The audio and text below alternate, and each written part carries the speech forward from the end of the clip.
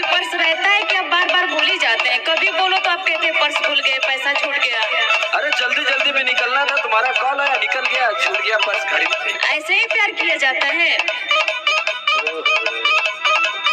Chow mein कभी खिलाया ना, कॉफी चाय पिलाया ना।